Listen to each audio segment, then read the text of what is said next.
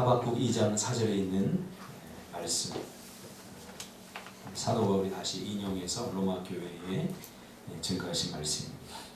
이 말씀 중심으로 힘쓰고 애쓰지 말고 맡기라, 힘쓰고 애쓰지 말고 맡기라 라는 제목으로 하나님 말씀 증거하겠습니다. 요즘 그 복음에 대한 그 피드백 설교를 계속 하면서 아마 청년들이 이 신앙을 재정립하고 여러 가지 정리되지 않았던 그런 혼란스러운 신학적인 것들을 정리하느라고 약간 혼란스럽기도 하고 또 궁금한 것도 많이 생긴 것 같아 질문들이 많아졌습니다. 그 중에 질문을 우리 전번주에 한 청년이 한 내용을 보면 설교를 듣고 나서 자기가 그동안 열심히 신앙생활하지 않았는데 근데 목사님의 설교를 듣고 주님의 일에 더 열심히 하고 더 집중하고 더 많이 애써야겠다고 그렇게 느꼈다는 겁니다. 참 대단한 일이죠. 참 고마운 일이기도 하죠. 그러나 이것은 번지수를 잘못 짚은 것입니다. 지금까지 우리가 이런 방식으로 설교를 들어왔습니다. 이렇게 살아서는 안 되겠구나. 이렇게 해서는 안 되겠구나. 늘 머릿속에서만 깨닫고 또 결심을 하고 다짐을 하죠. 그리고 그것이 은혜라고 착각했습니다. 성경은 더 열심히 이전보다 더 헌신하지 않음의 문제로 이것을 보지 않습니다. 아무리 다짐하고 결심해도 안 됩니다. 이전에 열심히 없던 그리스도인들이 말씀을 듣고 더 열심히, 더 헌신되게, 물론 이것도 안 하는 무관심하고 복음에 전혀 관심이 없는 사람이 있는 것에 비하면 이 정도도 굉장히 대견한 일이죠. 그러나 우리가 하나님의 말씀대로 살려고 노력하고 애쓸수록 발견하는 것이 무엇입니까? 우리는 그렇게 살 수 없다는 사실입니다. 사랑이 안 되는 사람을 사랑하려고 더 많이 노력할수록 더 절망에 빠지는 것을 여러분 많이 경험하지 않았습니까? 하나님의 말씀대로 살려고 발버둥 치면서 애쓰고 결단할수록 안 된다는 그 사실 때문에 우리 너무나 많이 절망해 보지 않았습니까? 이렇게 노력하고 애쓰면 애쓸수록 오히려 우리의 부족하고 우리가 죄인이라는 사실이 더 부각되지 않습니까? 이런 접근은 바로 율법적인 접근이기 때문에 그렇습니다. 그래서 율법을 주신 목적은 그것을 지킴으로 의인이 되라고 주신 것이 아닙니다. 우리가 죄인임을 깨닫게 하기 위해서 하나님께서 우리에게 율법을 주신 것입니다. 작심삼일이 되는 것은 존재 자체가 변하지 않았기 때문이라고 제가 말했습니다. 죄인이 무엇을 한들 죄인입니다. 내가 살인을 해서 감옥에 갇혔습니다. 이제 사형수입니다. 내일 죽을지 모레 죽을지 모릅니다. 근데 그 사형수가 그 안에 들어가서 깨우쳤어요. 이 살인은 죄구나. 내가 너무나 나쁜 놈이구나 하면서 그 안에서 있는 사람들에게 선을 베풀고 착한 일을 한다고 생각해 봅시다. 그렇다고 죄가 없어집니까? 사형수가 다시 사형수가 아닌 것으로 바뀝니까? 절대 그렇지 않습니다. 근데 우리는 이 죄의 문제를 자꾸 자기가 더 열심히 하지 않고 더 노력하지 않고 더 사랑하지 않아서 생겼다고 그렇게 착각을 하게 됩니다.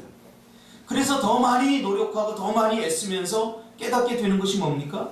더 많은 허물과 더 적나라한 자신의 모습을 발견하면서 우리는 절망하게 되죠. 이렇게 작심삼일이 되는 것은 존재 자체가 변하지 않았기 때문입니다. 그래서 존재 자체가 변하는 것이 먼저라고 했습니다. 죄인 안에서 나온 것은 선한 것이 하나도 없습니다. 죄인입니다. 죄인이 선을 베푸는 것도 죄입니다. 죄인 안에는 오직 죄만 나온다고 로마서에 분명히 기록하고 있습니다. 죄인이 때로는 선을 베풀기도 합니다. 근데 가만히 생각해 보면 결국 자기 만족을 위해서 자기가 손해보지 않는 선에서 착한 일을 흉내낸 것뿐이지 성경이 말하는 그런 선은 아닙니다. 우리가 가만히 성경을 읽어보면 성경에서 선을 이야기하는 것 같지만 사실은 선을 이야기하는 게 아니라 의를 이야기하고 있는 겁니다. 세상 사람들이 우리를 향해서 비난하는 것은 선을 베풀지 않기 때문이라고 이야기하는데 우린 죄인이기 때문에 선을 베풀 수 없습니다. 우리는 의를 추구하는 사람들 아닙니까? 결국 성경이 다루고자 하는 것은 인간의 본질적인 문제에 대한 해결이지 어떤 도덕이나 윤리를 통해서 착한 사람을 만드는 데 있지 않습니다. 교회 다니는 사람들이 대부분 욕먹는 게 뭡니까? 교회 다니는 사람들은 착하지 않다, 거짓말한다, 선하지 않다. 그 문제 아닙니까? 성경을 모르니까 그렇게 얘기하는 거예요. 성경은 의를 이야기하는 거죠. 우리가 예수님을 영접하면 예수의 새 생명이 내 안으로 들어와서 죄인에서 의인으로 존재 자체가 변화합니다. 의인이란 것은 내가 의로운 일을 해서 의로운 사람이 된 것이 아닙니다. 성경이 말하는 의인은. 죄인은 절대로 의인이 될 수 없습니다. 의인이 되려고 노력하고 힘쓰고 애쓸수록 우리는 우리 자신들이 너무나 악한 죄인이라는 사실을 깨닫게 되는 거죠. 드러나지 않았을 뿐이죠. 죄인에게서는 죄밖에 안 나옵니다. 왜요? 우리에게는 선을 이루고자 하는 마음은 간절하지만 그러나 선을 이룰 수 있는 능력을 이미 다 죄 때문에 상실해버리게 됩니다. 이 죄성은 고칠 수도 변화시킬 수도 없습니다. 모든 죄는 마음으로부터 나오는데 마음이 이미 다 부패해버렸어요. 마음이 부패했기 때문에 절대로 선이 나오지 않습니다. 어제 제가 영화 한 편을 봤는데요. 보려고 해서 본 게 아니라 채널을 돌리다 보니까 영화가 한 편 나와요. 근데 내용이 어떤 내용이냐면 치사율이 100%인 바이러스가 미국 땅에 돌았습니다. 사람들이 다 죽어나갑니다. 근데 그 바이러스에 감염되지 않으려고 사람들이 차를 타고 도망다니고 마스크 쓰고 온갖 일을 다 하지만 결국 바이러스에 감염돼서 하나둘 죽어나가면서 마을이 텅텅 비고 도시가 사람들이 다 사라집니다. 그 중에 몇 사람이 살아서 도망을 다닙니다. 근데 부모가 그 병에 그 바이러스에 감염돼서 죽어가는데 그 부모를 그래 놔두고 자기 살겠다고 두 형제가 도망갑니다. 차를 타고. 부모님에게 있는 권총을 뺏었어요.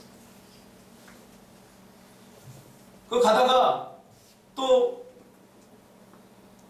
자기 애인이 그렇게 사랑하는 애인이 감염이 되니까 죽여버립니다. 자기가 죽지 않으려. 나중에는 형제 둘과 여자 하나가 남았는데 형이 감염이 됩니다. 총에 맞았는데 그걸 치료하려고도 보니까 이 증세가 오면 몸이 빨갛게 변하거든요. 다리를 이렇게 들쳐 올리니까 빨갛게 변합니다. 그러니까 이 동생이 그 형을 죽여버립니다. 왜 그래요? 이게 죄인입니다. 그 영화가 보여주는 것이 우리가 이렇게 고상하게 다 이렇게 앉아있고 선을 베푸는 것 같지만 결국 결정적인 순간에 우리는 자기밖에 모른다는 것을 그 영화가 보여주고 있습니다. 집사람이 저한테 묻습니다. 당신은 내가 감염되면 죽일 거야? 그래서 제가 0.1초의 망설임도 없이 그럼 그랬어요. 제가. 나부터 살아야지.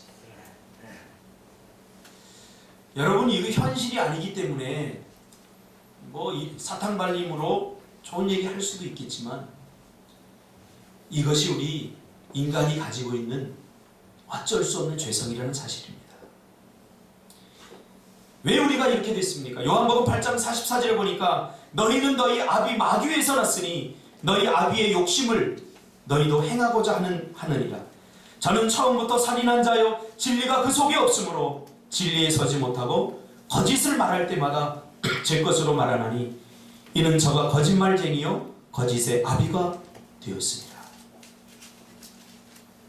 예수님은 인간이 하나님의 말씀 대신 마귀의 말을 받아들임으로써 마귀의 본질이 인간 안에 들어오게 되었다고 말합니다. 원래 우리는 하나님의 형상으로 지음을 받았는데 우리가 죄를 지음으로 마귀의 본질을 우리가 받아들인 것입니다. 그래서 마귀의 본질은 죄 아닙니까? 거짓의 악이 아닙니까? 그 죄의 본질이 우리 안에 들어왔다고 성경은 예수님을 통해서 말씀하고 있는 겁니다. 예레미야서 17장 9절에 보니까 만물보다 거짓되고 심히 부패한 것은 인간의 마음이라고 선언합니다.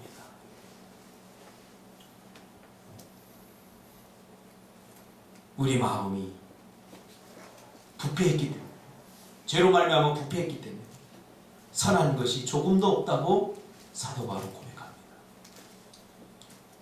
그가 예수를 다메섹 도성에서 만나기 전까지는 자기 의로 살았어요. 자기가 하는 것이 옳고 자기가 하는 것이 의라고 생각했어요. 자기처럼 하지 않는 사람들은 다 비난하고 심지어 예수 믿는 사람들 잡아다 다 죽였어요. 그것이 의라고 생각합니다. 그러나 예수를 만나고 나니까 자기 안에 선한 것이 하나도 없다는 것을 깨닫게 된 거죠. 우리가 의롭게 되지 못하는 것은 노력이나 결심이 부족해서가 아닙니다. 우리의 본질 자체가 죄인이기 때문에, 죄를 지어서 죄인이 아니라 죄인이기 때문에, 본질 자체가, 존재 자체가 죄인이기 때문에 죄가 나오는 거죠. 예수님은 이렇게 죄인인 우리 인간 안에 있는 고질적인 13가지 죄악을 폭로하셨습니다. 악한 생각, 도둑질, 살인, 간음, 탐욕, 악독, 속임, 음탕, 흘기는 눈, 회방, 교만, 광배. 이렇게 13가지로 폭로하셨습니다. 또 사도 바울은 로마서 1장 29절과 31절에서 21가지 죄악의 진상들을 폭로했습니다. 불의, 추악, 탐욕, 악의, 시기, 살인, 분쟁, 사기, 악독, 수근수근, 비방, 하나님을 미워함, 능욕, 교만, 자랑, 악을 도모함, 부모 거역, 우매, 배약, 무정, 무자비. 이것이 인간입니다. 우리는 이렇게 죄로 똘똘 뭉쳤기 때문에 희망이 없는 것입니다. 이것은 고칠 수도 변화시킬 수도 없습니다.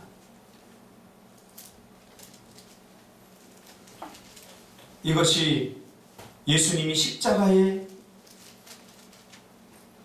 그 위에서 죽을 수밖에 없었던 이유입니다. 히브리서 9장 22절에 보니까 피 흘림이 없음즉 사함도 없느니라.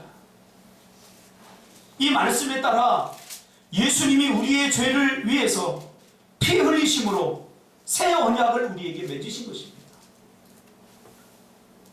우리가 보통 구약은 옛 언약이라고 그러고 신약은 새 언약이라고 합니다. 근데 말은 그렇게 하는데 옛 언약이 무엇이고 옛 언약의 본질이 무엇이고 새 언약의 본질이 무엇인지 잘 모릅니다. 구약, 옛 언약의 본질은 하나님이 아브라함과 모세를 통해서 우리 인간과 맺으신 이스라엘과 맺은 언약입니다. 이게 구약입니다. 그리고 신약의 신약, 이것은 예수님이 십자가를 통해서 온 인류와 맺은 새로운 언약입니다. 옛 언약은 더 이상 희망이 없습니다. 그래서 하나님께서 언약 갱신을 하신 것입니다. 예수 그리스도를 보내셔서. 왜? 옛 언약은 깨어졌기 때문에. 이 옛 언약을 붙들고 있으면 희망이 없습니다. 옛 언약은 우리가 죄인이라는 사실을 보여줄 뿐, 그 죄로부터 우리를 구원할 수 없습니다. 그래서 우리에게 구원의 길을 열어주시기 위해서 그 언약을 갱신해서 새 언약을 주신 것입니다. 그 새 언약 안에는 십자가로 말미암아 우리 인류를 구원할 수 있는 그러한 구원의 길이 약속을 통해서 우리에게 보장된 것입니다. 마태복음 26장 28절에 주님이 이 새 언약을 밝히고 있죠. 이것은 죄사함을 얻게 하려고 많은 사람을 위하여 흘리는 바 나의 피, 곧 언약의 피니라. 하나님은 이런 우리를 고치고 수양으로 도닦음으로 괜찮은 사람을 만들기 원한 것이 아니라 새롭게 다시 태어나도록 하신 것입니다. 이사야서 64장 6절에 보니까 예수님을 영접하지 않은 인간의 본질에 대해서 충격적인 고백을 하고 있는데요. 예수님을 영접하지 않는 우리 인간의 마음의 본질을 더러운 옷 혹은 걸레 조각으로 표현했습니다. 칼빈은 이것을 한마디로 쓰레기라고 표현했습니다. 우리 인간은 쓰레기입니다. 예수의 새 영이 내 안에 들어오지 않은 한 우리 인간의 마음은 부패해서 결국 쓰레기 집 같은 집밖에 못한다는 거예요. 이것이 우리 인간의 본질입니다. 자극을 받지 않아서 그렇지 다 똑같습니다. 누구나. 아까도 제가 100% 치사율 그 영화를 이야기했듯이 나도 결정적인 순간에 부모를 죽일 수 있어요. 나 살기 위해서. 이것이 죄악의 무서움입니다. 이것을 사도 바울은 지금 폭로하고 있는 거예요.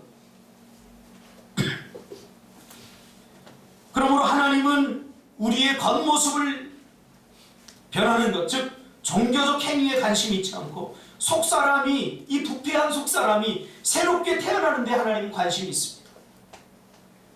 제가 부교역자 때 어느 집사님이 남편이 하도 술 먹고 석석이니까 늘 눈가에 눈물이 촉촉해지었어요. 제가 위로하느라고 집사님 기도하면 변할 거예요. 기도하면 변화시켜달라고 우리 같이 작전 기도도 하고 같이 기도합시다. 술 안 드실 때는 괜찮은데 술만 드시면 개가 돼가지고 매일 때리고 험한 말 하고 또 술 깨면 잘못했다고 다시는 안 그러겠다고 그러기를 20몇 년 동안 살았다.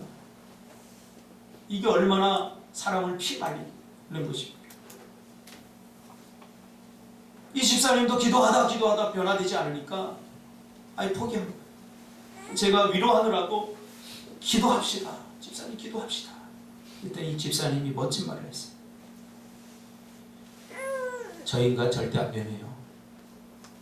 새 것하고 결혼하지 않는 한 절대 안 변해요.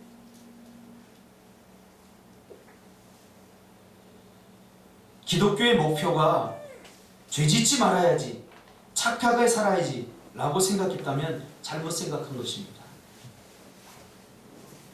착하고 죄짓지 않는 것은 어느 수준에 자기가 결정해 놓은 수준, 그 수준만큼이지 우리 인간은 완벽한 의인이 될 수 없습니다. 50보 100보에 다 거기서 보여요. 그놈이고 다 거기서 보여요. 거짓말 100번 하나, 거짓말 한 번 하나 맞춰야 돼요. 세상의 종교는 인간의 노력과 수양을 통해서 어떻게든 자신 안에 있는 죄를 눌러보려 하고 또 그런 금욕과 절제는 종교 생활을 통해 어느 정도 가능하기도 합니다. 그래서 불교 같은 경우에 돌을 닦습니다. 그래서 어느 정도 막 욕하고 막 그래도 어느 정도 참습니다. 전번에 조계사 이렇게 보니까 사람들이 막 열받게 하니까 막 의자도 집어던지고 막 싸우고 그 어느 정도 이게 인간의 수양이 도달할 수 있는 수준입니다. 기독교는 수양하러 하는 종교가 아닙니다. 어느 정도까지 참을 수 있지. 그건 종교입니다. 어느 정도까지 눌러놓을 수 있습니다. 나를 모욕하고 나에게 부끄러움을 주고 그러면 야 내가 목사인데 그래도 참아야지. 내가 성도인데 내가 장로인데 그래도 참아야지. 꾹꾹 눌러놓습니다. 근데 어느 순간에 용수철처럼 튀어오릅니다. 이게 우리 인간입니다. 돌을 닦으면 이렇게 되는 거예요. 종교적 수준에 머무르면 이렇게 될 수밖에 없어요. 결국.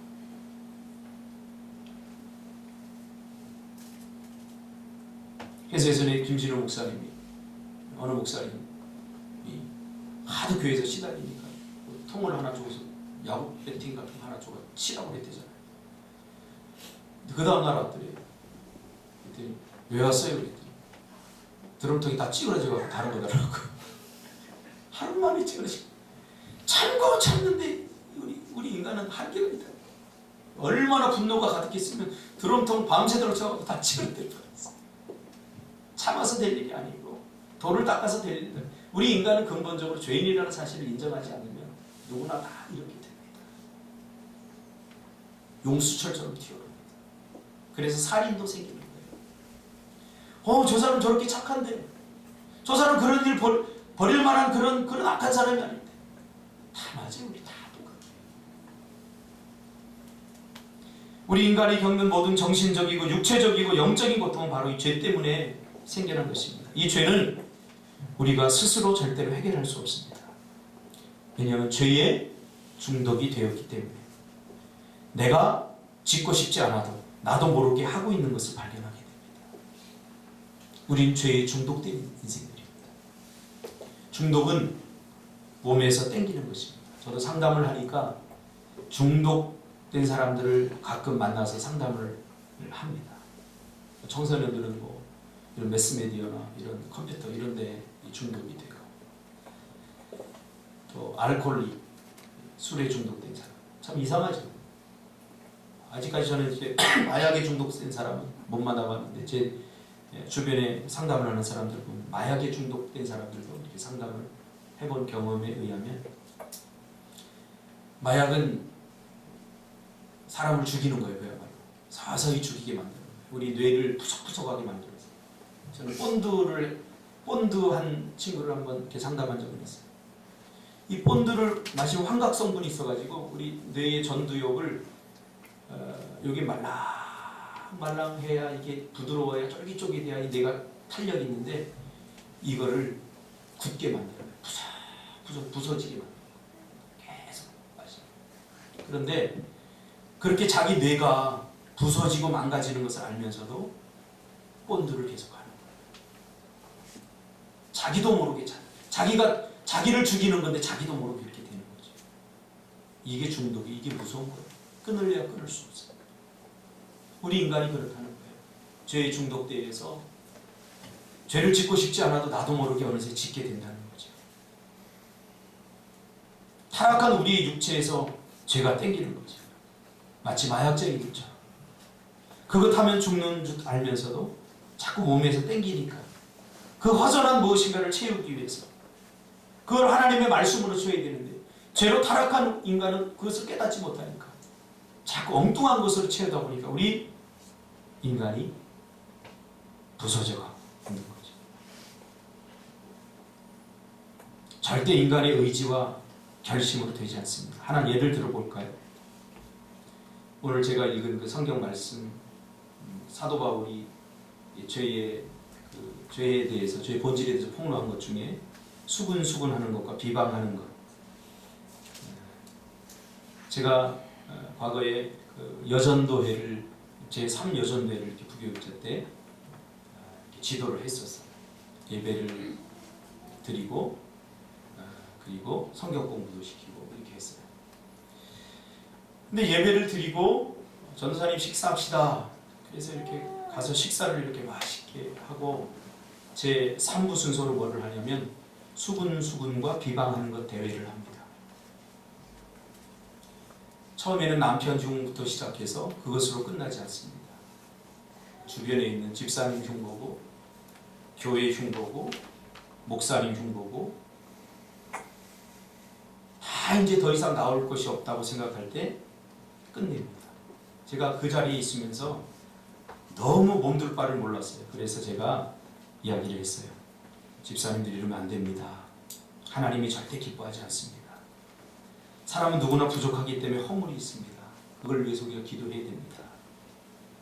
그랬더니 이분들이 하는 얘기가, 전선이 걱정 마세요. 그냥 우리끼리 그냥 이거라도 해야지, 답답해서 어떻게 살아요. 우리끼리 그냥 이렇게 하는 얘기예요. 남편 흉도 좀 보고 이렇게 해야지 우리도 좀 살잖아요. 근데 그게 사는 길이 아니에요. 한 번, 두 번, 세 번 계속합니다. 제가 그때마다 이야기를 했어요. 그때 나중에 그 3여전도 회장님이 을 따로 불러서 제가 얘기했어요. 집사님 절대 이러면 안 됩니다. 그랬더니 이분이 솔직하게 고백합니다. 전도사님, 나도 모르게 나와요. 안 하고 싶어도. 이번 주에는 여전대 정말 은혜스럽게 해야지. 안 하고 싶어도 이 안에서 나온다는 거예요. 안 하고 싶어도. 자기도 그렇게 몇 번 해보니까 이게 영적으로 얼마나 자기를 힘들게 하는지 알기 때문에 안 하고 싶은데 나온다는 거예요. 안 하고 싶은데. 이게 죄에 중독된 거예요. 결국은 한 사람을 이렇게 전도해 왔는데 이 사람 저에게 성경 공부를 받았어요. 이 구도자적 정신이 강해요. 그래서 구원받는 것에 관심 있고 어떻게 하면 천국 백성이 되느냐. 제가 어학실을 하면서 공부를 시켰는데 이분이 교회에서 세상을 맛본 거죠. 그러니까 교회도 별거 아니구나. 그러다가 컴퓨터를 뒤지다가 박옥수 그 이단이 나오는 구원론에 빠져가지고 이단으로 빠져버렸어요. 한 사람은 신랑 흉보니까 어떻게 해요? 결국 못 살게 되죠. 근데 이혼하고 교회를 떠나. 제가 그 3여전 되고 무너져가는 과정을 그대로 지켜봤어요. 그런데도 깨닫지 못하고 이게 죄의 무서움입니다. 잠언 26장 22절에 남의 말하기를 좋아하는 자의 말은 별식 같아서 뱃속 깊은 데로 내려가느니라. 별식 먹는 맛이거든요. 참 달콤하거든요. 자기의 일은 누가 이렇게 좀 얘기하면 못 견디었는데 남의 얘기하는 것은 그렇게 재미있고 즐거워요. 이게 저주입니다. 이건 끊을 수 없어요. 이게 우리 죄인의 모습이에요. 폴 틸리는 죄는 우리 인간의 본질적 속성이며 죄는 자발적이고 그 결과는 비극적이다라고 얘기했어요. 죄는 우리 인간의 본질적 속성입니다. 그 죄는 자발적으로 짓는 거예요. 그러나 그 결과는 비극적이다. 우리 인간 본성 안에는 선한 것이 하나도 없습니다. 그것이 사도 바울이 내린 결론입니다.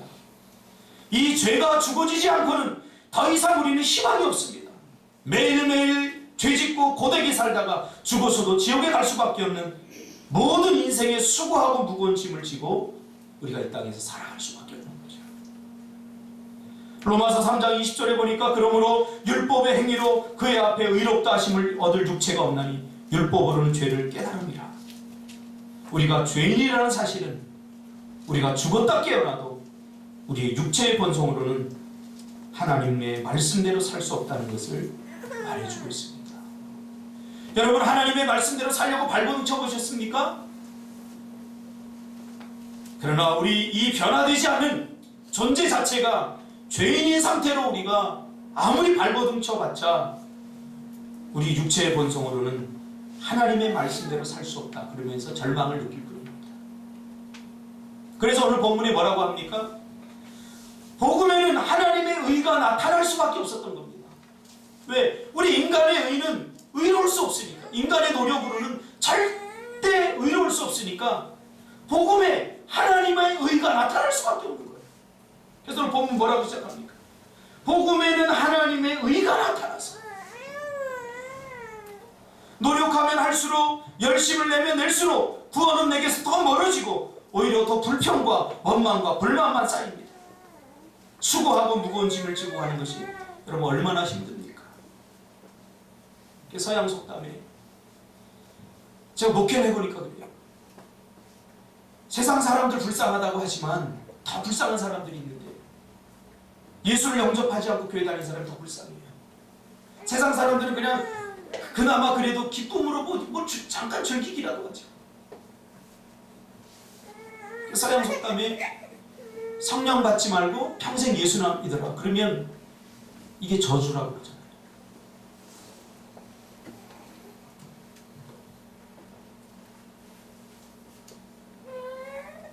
타락한 인간의 본성으로는 하나님의 의에 도달할 수 없기에 하나님은 우리에게 은혜를 베푸셔서 의롭게 되는 길을 열어주신 것입니다. 오늘 본문에 뭐라고 합니까? 복음에는 하나님의 의가 나타났다라고 말합니다. 그러면 하나님께서 인정하시는 의는 뭡니까? 우리가 아무리 애써도 의로울 수가 없는데 하나님이 인정하시는 의는 무엇입니까? 그것은 바로 믿음입니다. 우리가 하나님을 믿으면 그것을 의로 여기셨다라고 말합니다. 로마서 4장 3절에 보니까 아브라함이 하나님을 믿음에 그것이 그에게 의로 여기진 바 되었느니라. 무엇을 믿습니까? 우리가 믿음이라고 말할 때 무엇을 믿는 것입니까? 우리는 죄로 말미암아 죽을 수밖에 없는 죄인이었는데 하나님께서 우리를 사랑하셔서 독생자 예수를 이 땅에 보내셔서 우리의 모든 죄를 해결해 주시기 위해서 십자가로 죽으심으로 우리 인간에게 고통과 절망과 죽음을 주는 죄를 죽여버리고 다시 부활하셔서 죄로 승리하시고 다시 살아나셔서 이제 그 새 생명을 우리에게 주시기 위해서 우리에게 성령을 주시고 그리고 하늘 보좌 우편에 앉아 계시다가 다시 심판주로 오실 그 주님을 신뢰하는 겁니다. 예수님이 죽었다 살아난 것은 우리에게 새 생명을 주기 위해입니다. 얘 자아를 다 죽였어요. 십자가에서 다 죽여버렸어요. 그래서 예수님을 영접한 여러분은 얘 자아가 다 죽은 사람들입니다. 할렐루야. 다 죽었어요. 그러니까 얘 자아를 더 이상 의지하면 안 돼요. 미움이 나옵니까? 그 얘 자아예요. 속지 마세요. 그게 내가 아니에요. 여러분 안에 이미 새 생명이 있어요. 그래서 저번 주에 어떤 분하고 얘기하는데 사랑해야 된다고 그러니까 그래 내가 더 많이 사랑할게. 아니에요. 더 많이 사랑하는 거 아니에요. 더 많이 사랑할수록 더 힘들어져요. 더 많이 사랑하지 마세요. 주님께 맡기는 거예요. 주님께 맡겨야 돼요. 저도 사랑을 해보려고 노력했어요. 안 돼요, 잘. 그래서 내 사랑이 더 많이 필요하구나. 더 많이 사랑할수록 더 상처가 커져요. 그때 주님이 주신 말씀이 있어요. 야, 네 그 형편없는 네 수준으로 뭘 누구를 사랑한다는 거야. 그냥 맡겨라. 맡겨라. 그래서 맡겼어요. 보니까 막 미움이 솟아올라요. 주님 어떻게 하죠? 사랑해. 그래서 내 사랑. 어떻게 하죠? 그 사람 보면 인상 쓰지 말고 웃어줘. 네, 할게요. 어떻게 미운 사람 앞에서 여러분 인상 쓰지 않고 어떻게 웃을 수 있어요? 그래서 막 이렇게 이상하죠 처음에. 그런데요 참 신기해요. 사랑을 하라고 해서 그냥 그렇게 하나하나 하니까 정말 사랑하게 되더라고. 할렐루야. 참 신기해요. 내 육체적 자아는 사랑 불가능이라고 계속 안에서 외치는데 주님께 모든 걸 다 맡기는 거예요. 내 생각, 내 평가, 내 모든 감정들, 그 모든 것을 다 주님 앞에 맡기고, 이 밑에서 감정이 나오는데 분노가 치솟아오는데도 그 모든 것들을 다 맡기고 웃어줘. 그래서 웃으려고 이렇게 하니까 그쪽에서도 웃어요. 참 신기해요, 신기해요. 그래서 그 사람과 나중에 헤어질 때, 죄송합니다, 그분이 장로님이었어요. 그 사람과 헤어질 때 웃으면서 악수하고 헤어졌어요. 포옹도 하더라고요. 나는 별로 하고 싶지 않았는데 포옹하니까 어때요? 어제 우리 이용술 집사님 길거리에서 만났는데 우리 포옹했죠? 마치 헤어졌던 연인이 만났던 전 둘이 껴안고 길거리에서 얼마나 좋대요. 그분이 저는 포옹하고 싶지 않은데 와라 껴안아요. 그래서 에라 모르겠다. 그리고 나도 껴안았어요. 더 노력하는 게 아닙니다. 더 애쓰고 힘쓰는 게 아닙니다. 맡기는 거예요.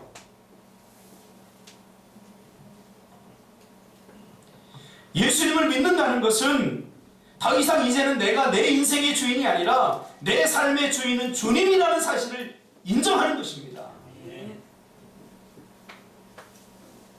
죄를 거부하고 죄를 멀리하며 죄와 싸우는 삶인 것입니다. 돌을 닦아서 어느 정도의 수준의 사람으로 나를 만들어가는 게 아니에요. 그 정도 수준의 사람으로 만들었다고 착각하지 마세요. 아닙니다. 죄 앞에 누구나 다 똑같아요. 로마서 10장 10절 말씀처럼 사람이 마음으로 믿어 의에 이르고 입으로 신하여 구원에 이르니 이것이 바로 십자가의 도입니다. 고린도전서 1장 18절에 보니까 십자가의 도가 멸망하는 자들에게 미련한 것이요 구원을 받는 우리에게는 하나님의 능력이라.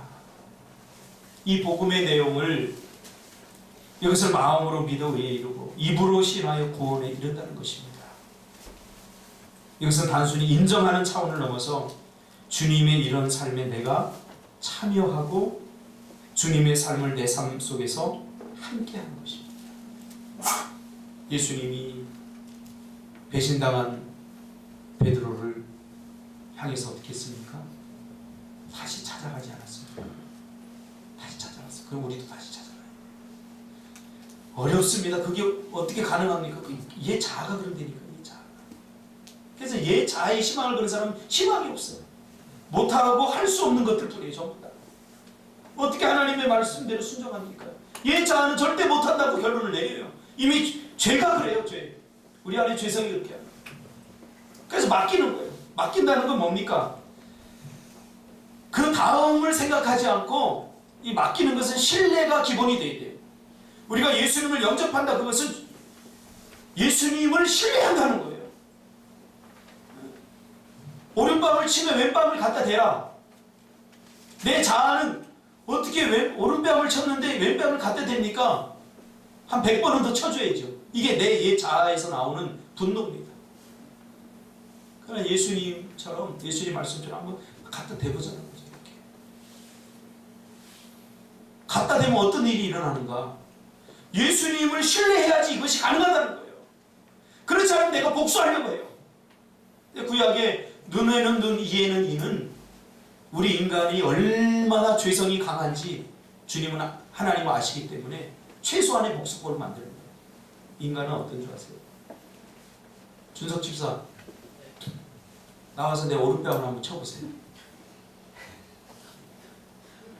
그러면 나는요, 절대로 준석 집사 오른밤 한 대를 쳐서 나는 이 성이 안 풀리는 사람이에요. 어떻게 해야 돼요? 골다기가 뜯어지도록 때려야지 저는 화가. 이게 복수예요. 이렇게 악화되니까요. 교회에서 싸웠어요. 그래서 제가 화해를 시키고, 이름도 일순이야. 일순아, 네가 기도해. 그랬더니 기도하는데 화해를 하고 나서 하는 기도예요. 하나님 감사합니다. 소영이가 자기의 죄를 뉘우치고 회개해서 우리가 화해할 수 있도록 도와주셔서, 자기가 잘못해놓고는 그렇게, 이게 인간이니까요. 그래서 하나님은 요 한 대 때리면 그냥 한 대로 끝내라. 그래서 눈에는 눈, 이에는 이 법을 만드는 겁니다. 인간의 죄성이 무섭다는 사실을 알기 때문에. 그런데 그 하나님의 말씀을 내 삶에 실현하고 실천하는 것은 철저하게 하나님을 신뢰할 수 있는 사람만이 가능하다는 거죠. 어떻게 요셉이 자신을 팔아먹고 자신의 인생에 분행을 준 그 형제들을 용서할 수 있었겠어요? 육체의 자아로는 불가능합니다. 하나님이 시키는 대로 한 거예요. 하나님을 신뢰했기 때문이죠. 하나님께서 그에게 꿈을 주시고 꿈의 습격을 받게 하셔서 그 꿈을 이루시기 위해서 하나님께서는 마침내 자기를 세우시겠다는 그 하나님을 신뢰했기 때문에 형제들을 미워하지 않을 수 있죠. 오늘 우리도 마찬가지입니다. 하나님께서 복수해 주시기를 믿는 사람, 내가 복수하지 않아요. 하나님이 갚아주심을 믿는 사람은 내가 갚으려고 하지 않습니다. 이렇게 주님을 영접함으로 하나님의 백성이 된 사람은 날마다 육체를 십자가에 못 박고 내 자아가 이미 죽었고 내 안에 살아계신 주님으로 사는 인생이 됩니다. 육의 무익을 빨리 깨달으십시오. 요한복음 6장 63절, 육은 무익하다고 했습니다. 우리의 옛사람이 예수와 함께 십자가에 못 박혔다고 로마서 6장 6절에 말하고 있습니다. 여러분 다 죽었어요. 십자가, 옛 자아가 다 죽었어요. 이거 치솟아 올라올 때마다 난 죽었다 고백하시기 바랍니다. 운전을 하다 누가 옆에 끼면 이 새끼 하지 말고, 이제 사고나 이 새끼 하지 말고, 이 새끼가 여기까지 올라오는 건 네 옛 자아야? 응? 주님의 마음. 이게 훈련되기 전까지는 어색해요. 상당히 어색해요. 저는 설교를 하고 어떤 분이 저한테 니나 그렇게 살아라 그런 얘기까지 들어본 사람이에요. 니나 좀 똑바로 설교한테 살지, 니도 못 살면서 나한테 그렇게 설교, 그런 얘기까지 들어봤어요. 면전에 놓고. 여기서 뭔가 이게 치솟아. 그거 너 죽었잖아. 이제 깨끗하게 내 하나님하고 바로 화목했어요. 내 하고 화목했어요. 나 죽었잖아. 왜? 예수님도 배신당한 제자들을, 또 그의 얼굴에 침을 뱉고 창을 찌르고 한 그들을 용서하셨잖아요. 그것은 하나님을 신뢰했기 때문에, 하나님을 온전히 신뢰했기 때문에 하나님께서 계획하신 모든 일에 자신의 인생을 다 맡겨버린 거죠. 그래서 예수님에게는 오직 순종밖에 없었어요. 오늘 설교를 들으면서 여전히 불가능을 아직도 생각하고 있다면 여러분의 옛 자아가 아직 죽어지지 않은 것입니다. 그러므로 믿음의 삶이란 회개하는 삶입니다. 우리가 예수 믿고 고난당하고 어려움 당하는 것 때문에 하나님께 불평하고 원망하는 사람들이 많이 있습니다. 아직 옛 자아가 죽어지지 않았기 때문에 그래요. 어제 제가 유기성 목사님 설교 들으면서 굉장히 은혜를 받았어요. 한 3일 전에. 예수의 생명이 내 안에 들어온 사람은 고난이 하고 어려움이 오면 불평하고 원망하는 것이 아니라 거기에서 하나님의 뜻을 찾는 사람들이죠. 왜 사랑하는 우리를, 당신의 생명을 주시면서까지 우리를 구원해 주신 하나님, 왜 우리에게 고난을 허락하시겠습니까? 거기서 하나님의 뜻을 찾아야죠. 종교에 머물러 있는 사람은 불평하고 원망합니다. 왜? 종교적으로 믿었기 때문에. 내가 더 많이 헌신하고 내가 더 많이 열심히 했는데 하나님은 거기에 걸맞는 복을 주시지 않으니까. 이게 종교입니다. 이게 종교. 이게 샤머니즘입니다. 그런 마음으로 11조를 내고 그런 마음으로 헌신하고 그런 마음으로 하면 결국 상처받습니다. 어디에? 교회에 상처받습니다. 예수의 생명이 내 안에 있는 사람, 예수님이 당한 고난에 나도 동참하는 겁니다. 그러면서 그 안에서 하나님의 뜻을 찾는 거죠. 요한복음 8장에 보면 가늠하다가 현장에서 붙잡힌 여자가 나옵니다. 예수님 앞에 끌려왔습니다. 사람들은 이 여자를 돌로 당장 쳐 죽일 기세입니다. 모세의 법에 의하면 이런 여자는 돌로 쳐서 죽여도 됩니다. 그들이 예수님께 묻습니다. 예수님, 이 여자 어떻게 할까요? 예수님이 뭐라고 했습니까? 아무 말 없이 글을 썼어요. 너희 중에 죄 없는 자가 돌로 치라. 놀라운 일이 벌어졌죠. 의분으로 가득 찼던 저 죄인, 저 가늠한 여인, 저 나쁜 년, 의분으로 가득 찼던 마을 사람들이 슬그머니 돌을 내려놓고 다 물러난 것입니다.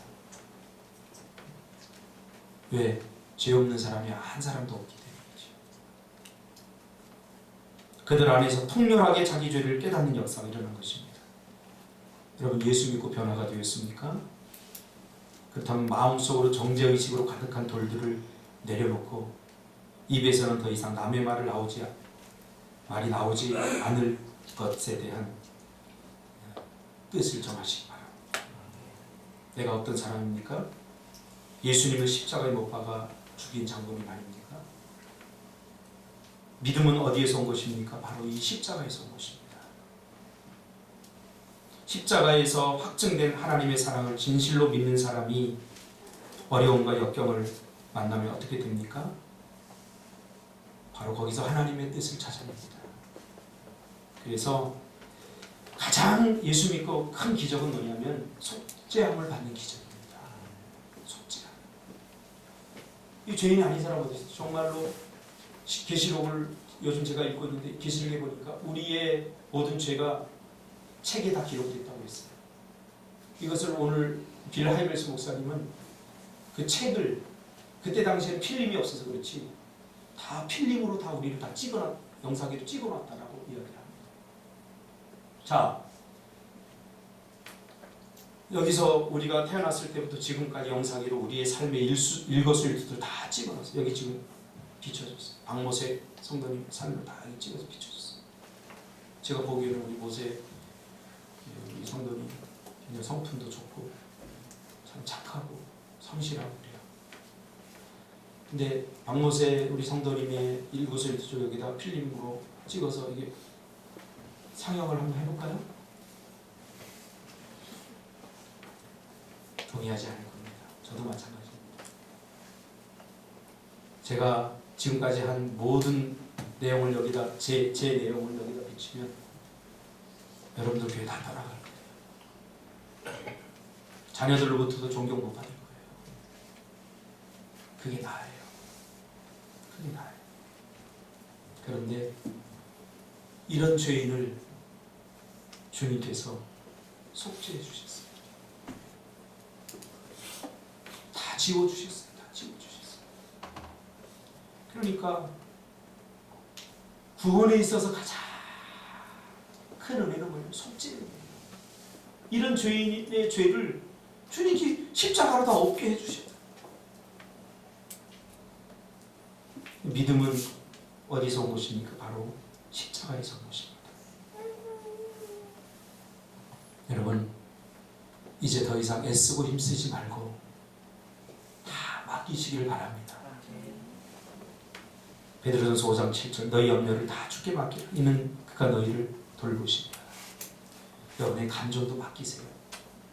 생각도 맡기세요. 물질도 맡기세요. 문제도 맡기세요. 다 맡기세요. 내가 하려고 하지 마세요. 내가 뭔가 하려고 하지 말고 주님께 다 맡기세요. 잠언 16장 3절에 보니까 너희 행사를 여호와께 맡기라. 그리하면 네가 경영하는 것이 이루어지리라. 맡기는 것이 무엇입니까? 순종하는 겁니다. 그 다음을 생각하지 않고 말씀대로 행동하는 것이 맡기는 겁니다. 기도하겠습니다.